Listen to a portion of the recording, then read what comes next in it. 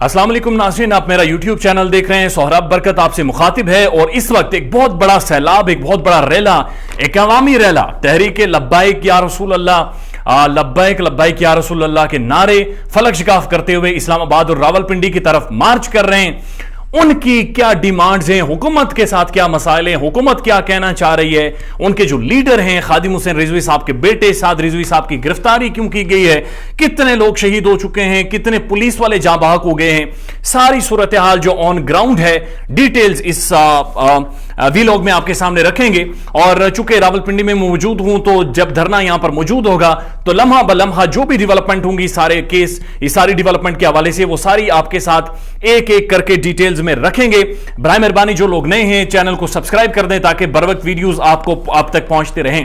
तहरीक लब्बाइक पाकिस्तान, खादिम हुसैन रिजवी एक बहुत बड़ा नाम है, एक बहुत बड़ा फैम है और खत्म नबूवत के हवाले से जब भी जिक्र आएगा तो खादिम हुसैन रिजवी साहब का नाम जरूर आएगा। आप जानते हैं कि इस्लामाबाद की ठंडी शामों में यहां पर वो धरने दिया करते थे और यहां पर बैठ के खत्म नबूवत के हवाले से बात किया करते थे। बड़ा सख्त लहजा था, तल्ख बातें करते थे और इकबालियात पर उनका जो ग्रिप थी, उनका जो समझ थी इकबालियात पर, उन पर कोई बंदा डाउट नहीं कर सकता। और ये भी उनके करैक्टर में एक चीज शामिल है कि खादिम हुसैन रिजवी साहब ने कभी किसी ओहदे की, कभी किसी पैसे की, कभी किसी प्रोटोकॉल की बात नहीं की। जब भी बैठे खत्म नबूवत का मुद्दा लेकर बैठे, जब भी बात की रसूलुल्लाह सल्लल्लाहु अलैहि वसल्लम की बात की और उनकी डेथ हुई, उसके बाद उनके बेटे साद रिजवी मंजर-ए-आम पर आए जो उनके नक्श कदम पर चलना शुरू हुए और उनको फिर गिरफ्तार किया गया। और गिरफ्तार करने के बाद अब मामला उनकी रिहाई का था और काफी अरसे से उन्हें साद रिजवी साहब को नजरबंद कर दिया है। और हुकूमत ने के सामने जो डिमांड रखी गई थी वो ये थी कि जो फ्रांस में खाके बनाए गए थे नबी करीम सल्लल्लाहु अलैहि वसल्लम के खिलाफ, उनके साथ, हुकूमत के साथ इनका यह मुआहिदा हुआ कि जनाब वो जो फ्रांस का सफीर है उसे फौरी तौर पर मुल्क बदर करें। हुकूमत ने यह कहा कि हम फ्रांस के सफीर को मुल्क बदर करेंगे, लेकिन उससे पहले हम ये करते हैं कि एक करारदाद लाएंगे कौमी असेंबली में, उस करारदाद के ऊपर अपोजिशन और हुकूमत मिलकर बैठकर बात करेगी और उसके बाद लाहे अमल करेंगे। अब 3-4 माह का टाइम गुजर चुका है, हुकूमत करारदाद नहीं लाएगी और साद रिजवी साहब नजरबंद है। इस पर लाहौर हाई कोर्ट ने वाज़ेह तौर पर कहा कि हुकूमत ने गैर कानूनी तौर पर साद रिजवी साहब को बंद कर रखा है, उन्हें रिहा करे। इस पर हुकूमत ने सुप्रीम कोर्ट चली गई है कि नहीं जी, हमने ठीक किया हुआ है। और अब जो नई डिमांड्स हुकूमत सामने लाई है और उनकी जो गिरफ्तारी है साद रिजवी साहब की, उनके हवाले से हुकूमत जो 8 नुक्ते सामने लाई है वो भी आपके सामने रख देते हैं और कल और आज जो डेवलपमेंट्स हुई हैं वो भी आपके सामने रख देते हैं। और साथ साथ शेख रशीद अहमद ने जो दुबई जाना था, दुबई के बजाय वो लाहौर गए हैं, मार्च इस्लामाबाद आ रहा है, वो लाहौर में बैठे हुए हैं। ये सारी क्या डेवलपमेंट्स है वो एक एक करके आपके सामने रख देते हैं। सबसे पहले आपको बताते हैं, जब कल बताया गया कि तकरीबन 2 पुलिस वाले जाँ बहक हुए, ऑन ड्यूटी पर शहीद हुए क्योंकि शदीद शेलिंग थी, फायरिंग हो रही थी और लॉकडाउन है, बुरी हालत है। और 5 शहादतें हुई हैं तहरीक लब्बाइक पाकिस्तान के नौजवानों की, कारकुनों की, आशिकान रसूल की, और एक लाठी चार्ज किया गया, शेलिंग की गई, रबर बुलेट्स फायर की गई हैं। और उसके साथ साथ हुकूमत के दरमियान डेड लॉक रहा और जो शूरा है तहरीक लब्बाइक पाकिस्तान की, उन्होंने वाज़ेह तौर पर कहा कि साद रिजवी की रिहाई तक हम अब हुकूमत के साथ कोई बातें नहीं करेंगे। हुकूमत जो नई मुतालबात लाई है उनमें यह है कि नवंबर में उर्स होगा खादिम रिजवी साहब का, तो इसलिए ये लोग सड़कों पर निकलेंगे, तो इसके लिए जरूरी है हम इन सबको बंद करें।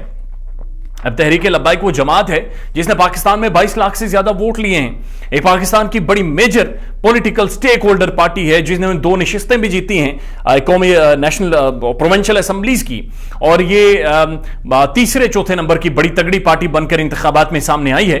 लोगों ने अगर 22 लाख वोट दिए हैं तो इसका मतलब लोग इनकी आइडियोलॉजी से इत्तफाक कर रहे हैं और जमहूरी ममालिक में ऐसे ही होता है। दूसरी शर्त हुकूमत ने यह रखी कि हुकूमत मुखालिफ ट्विटर पर ट्रेंड चलाते हैं ये लोग। अब ये बड़ी मज़ाक़ खेज़ बात है कि ट्रेंड 1-2 ग्रुप्स नहीं चलाते, ट्रेंड तभी चलता है जब सारे लोग ट्वीट करते हैं, सारे लोग उसके हक में बात करते हैं। लेकिन हुकूमत कह रही है हमारे खिलाफ ट्रेंड चलाते तो इन्हें खत्म किया, इन्हें बैन किया जाए। फॉरेन फंडिंग का केस है जी, हुकूमत ये कह रही है इन्हें फॉरेन फंडिंग से पैसे आते हैं और उसकी वजह से फैटफ का भी मसला है और बहुत सारे कुछ एक अकाउंट से उनके बारे में ये कह रहे हैं भारत से इन्हें पैसे आते हैं। उसके बाद हुकूमत ये कह रही है कि व्हाट्सएप ग्रुप है एक जिसे रहमतुल्लिल आलमीन के नाम से मशरूत किया गया है और उसका जो एडमिन है वो भारत से है और इसमें 160 से ज्यादा अफराद हैं जो कि भारतीय हैं और वो भारतीय से चला रहे हैं। नो डाउट जब इतनी बड़ी कोई मूवमेंट चलती है جب کوئی بات ہوتی ہے تو اس میں ظاہر ہے بھارت ہمارا دشمن ہے, وہ دشمنی کرنے کود پڑتا ہے, اور شاید کسی نہ کسی طور پر بھارت بھی عمل دخل کرنے کی کوشش کرے تاکہ ریاست اور ریاست کے شہریوں کے درمیان بدمزگی پھیلے. لیکن ایک دم پوری موومنٹ کو بھارت نواز کہہ دینا یہ غلط ہے. اور حکومت یہ کہہ رہی ہے کہ افغانستان میں چونکہ طالبان کی حکومت ہے تو اس وجہ سے پاکستان میں ایک مذہبی سینٹیمنٹ اجاگر ہے, تو اس وجہ سے اگر تحریک لبیک سڑکوں پر آتی ہے تو ایسا لگے گا کہ ہم طالبان کی گورنمنٹ کو وہاں پر سپورٹ کر رہے ہیں اور یہاں پر بھی ہم ان کے ساتھ کھڑے ہو گئے. اور اس کے بعد جو مسئلہ ہے تحریک لبیک کے لیے اس وقت, ایک تو ان کی جو لیڈرشپ ہے, خادم حسین رضوی صاحب نہیں ہیں, اور جو لیڈرشپ کے مسائل ہیں وہ تو ہیں, ساتھ ساتھ سعد رضوی صاحب کی بھی چونکہ گرفتار ہیں, وہ نظر بند ہیں. تو مسئلہ یہ ہے کہ کیا یہ ناموس رسالت کے لیے باہر نکل رہے ہیں یا پھر سعد رضوی صاحب کی رہائی کے لیے, یہ ایک بڑا مسئلہ ہے جس پر لوگ کنفیوز ہیں. تحریک لبیک پاکستان کی آج کی جو اپڈیٹس ہیں وہ یہ ہیں کہ 10 افراد تحریک لبیک پاکستان کے شہید ہو چکے ہیں, یہ کنفرمیشن آ رہی ہے. اور ساتھ ساتھ وزیر داخلہ دبئی کے بجائے لاہور گئے نیگوسیشنز کرنے کے لیے.